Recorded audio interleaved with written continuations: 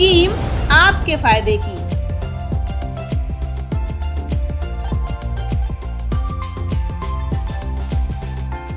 बिना किसी खर्च के आपको मिलेगा स्वास्थ्य बीमा। कैसे मिलेगा? निशुल्क उपचार का लाभ। कौन कौन होंगे इस लाभ के पात्र? स्कीम आपके फायदे की के आज के एपिसोड में आपको बताएंगे आयुष्मान भारत योजना या प्रधानमंत्री जन आरोग्य योजना से जुड़ी हर जानकारी।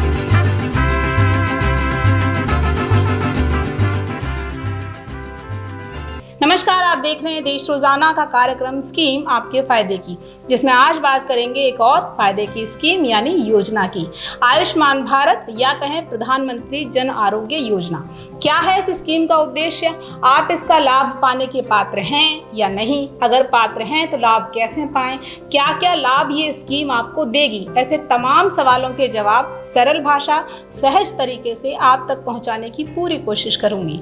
कोशिश रहेगी कि स्कीम से जुड़ी हर छोटी बड़ी जानकारी आपको इस वीडियो में मिल सके और अगर आप लाभ पाने के पात्र हैं तो आराम से आवेदन कर सकें और योजना का लाभ ले सकें। लेकिन पहले एक छोटी सी गुजारिश कि वीडियो को अपना स्नेह सपोर्ट दें लाइक और शेयर के जरिए। कोई सजेशन या क्वेश्चन है तो कमेंट बॉक्स में लिख सकते हैं। जिन जिन योजनाओं के बारे में अभी तक हम आपको बता चुके हैं उनके वीडियोस स्कीम आपके फायदे की प्लेलिस्ट में आप देख सकते हैं। तो चलिए आज बात करते हैं एक और फायदे की स्कीम आयुष्मान भारत की।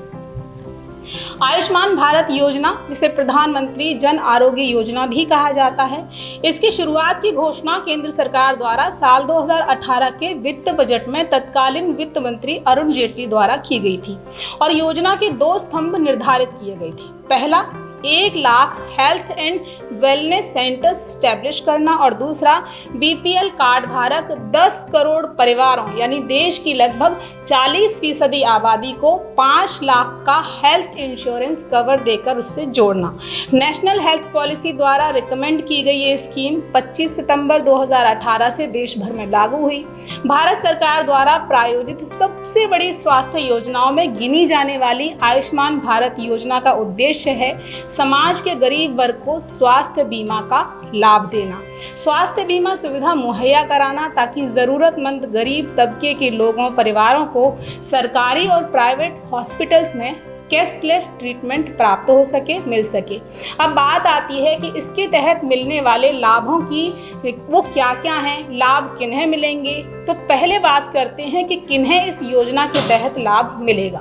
सबसे पहले आपको बता दूं कि स्कीम के तहत 2011 की जनगणना के आंकड़ों के आधार पर कुछ नियम निर्धारित किए गए हैं। यानी 2011 की जनगणना के तहत जिन लोगों परिवारों की पहचान गरीब, वंचित, ग्रामीण परिवारों और शहरी श्रमिकों के तौर पर हुई है, उन्हें इस योजना के तहत लाभ मिलेगा। हाँ, योजना के लिए ग्रामीण और शहरी आबादी के लिए पात्रता मानदंड अलग अलग रखे गए हैं। तो पहले ग्रामीण परिवारों के लिए बात करते हैं कि क्या पात्रता मानदंड उनके लिए हैं। प्रधानमंत्री राष्ट्रीय स्वास्थ्य सुरक्षा मिशन के तहत वंचित परिवारों के लिए 6 कैटेगरी बनाई गई हैं, D1, D2, D3, D4, D5 और D7। तो पात्रता मानदंड का जो पहला आधार है, पहली पात्रता मानदंड जो रखा गया है वो है कि आपका परिवार इन कैटेगरीज में से कोई एक होना चाहिए। जैसे ऐसे परिवार जिनमें 16 से 59 साल की उम्र के अंदर कोई पुरुष सदस्य नहीं है, यानी परिवार की जो मुखिया है वो महिला है। ऐसे परिवार जिनके घर में सक्षम वयस्क नहीं है, कम से कम एक व्यक्ति शारीरिक रूप से विकलांग है। SC ST फैमिलीज, ऐसे लोग जो खराब परिस्थितियों में हैं। ऐसे परिवार जिनके पास कच्ची छत, कच्ची दीवारों के साथ सिर्फ एक कमरा है। भूमिहीन परिवार जो मेहनत मजदूरी करके अपना पेट पालते हैं। आदिम जनजाति समूह, कानूनी रूप से जारी बंधुआ मजदूर आदि इसमें शामिल हैं। अब शहरी लोगों के लिए क्या पात्रता मानदंड हैं वो भी सुन लीजिए। आप घरेलू कामगार हों, नौकर हों, कूड़ा करकट उठाते हों, street vendor, hawkers, plumber, welder, painter, tailor, mechanic, electrician, चौकीदार आदि पेशे से जुड़े लोग परिवार इसमें शामिल हैं। इससे ऊपर की कैटेगरी वाले जैसे 2, 3 या 4 व्हीलर के मालिक, 3-4 व्हीलर के कृषि उपकरण रखने वाले, जिन परिवारों की क्रेडिट लिमिट जो 50,000 है उससे ज़्यादा है, परिवार का सदस्य सरकारी मुलाजिम है, किसी पंजीकृत कृषि उद्यम के तहत आप काम करते हैं, इनकम टैक्स के दायरे में आते हैं, इनकम टैक्स पे करते हैं, पक्के घरों में रहने वाले यानी आधारभूत शहरी सुख सुविधाओं में जीवन यापन करने वाले, फ्रिज, एसी, लैंडलाइन फोन रखने वाले इस योजना से बाहर हैं। ये योजना पात्रता आधारित है, इसके लिए पंजीकरण यानी रजिस्ट्रेशन की कोई जरूरत नहीं है। सामाजिक, आर्थिक और जाति जनगणना 2011 के तहत जिनकी पहचान पात्र लाभार्थियों के तौर पर हुई है, ये योजना उन सभी पर लागू होती है। ऊपर बताई गई पात्रता के आधार पर ही आपको आपके परिवार को प्रधानमंत्री जन आरोग्य योजना पहचान संख्या आवंटित की जाएगी, जिसके बाद जन आरोग्य कार्ड बनवाया जाएगा, जिन्हें बनवाना अब बहुत आसान हो गया है। आप CSC यानी जन सेवा केंद्र जाकर ऑनलाइन ई-कार्ड बनवा सकते हैं और योजना के तहत स्वास्थ्य लाभ पाने में सक्षम हैं। हाँ, आप योजना का लाभ पाने के पात्र लोगों में शामिल हैं कि नहीं, उस सूची में शामिल हैं कि नहीं, ये जानने के लिए आपको प्रधानमंत्री जन आरोग्य योजना की जो आधिकारिक वेबसाइट है www.pmjay.gov.in, इस वेबसाइट पर जाकर जो क्वेश्चन मार्क वाला एक ऑप्शन आपको दिखेगा, एम आई एलिजिबल, इस पर आपको क्लिक करना होगा। अगले विंडो में मोबाइल नंबर और कैप्चा का ऑप्शन होगा। आपको रजिस्टर्ड मोबाइल नंबर इसमें डालना होगा और फिर कैप्चा भरना होगा और जनरेट OTP के लिए जो ऑप्शन दिया गया है उस पर क्लिक करना होगा। इसके आगे आपसे जो चीज़ें दर्ज करने को कहा जाए, जैसे आपका अपना नाम, घर का नंबर, पता, राशन कार्ड का जो नंबर है वो सब भरें और स्टेट चुनें। इसके बाद जो लिस्ट निकलकर सामने आएगी उसमें अपना नाम खुद खोज लें। एक बात और आपको यहाँ पर मैं बता दूं कि 2018 में ADCD यानी एडिशनल डेटा कलेक्शन ड्राइव के तहत जिन्हें मोबाइल नंबर के साथ राशन कार्ड यानी जिनका मोबाइल नंबर उस वक्त राशन कार्ड के साथ दर्ज हुआ था जब राशन कार्ड मिले थे आपको, वही लोग मोबाइल नंबर के आधार पर पोर्टल पर जाके अपना नाम खोजने में सफल होंगे, मिल सकेगा। यदि आप असमर्थ हैं, इन माध्यमों की समझ नहीं रखते, कर नहीं सकते, तो कस्टमर सर्विस सेंटर पर जाकर आप ये कर सकते हैं। आपको योजना के तहत क्या क्या लाभ मिलेंगे वो भी जान लीजिए।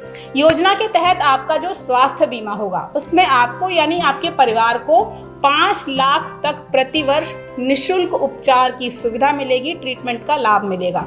देश भर के जो सरकारी और प्राइवेट अस्पताल इसमें चिन्हित होंगे, इम्पैनल्ड होंगे, उनकी जानकारी आपको दी जाएगी जहां आप इलाज करा सकते हैं।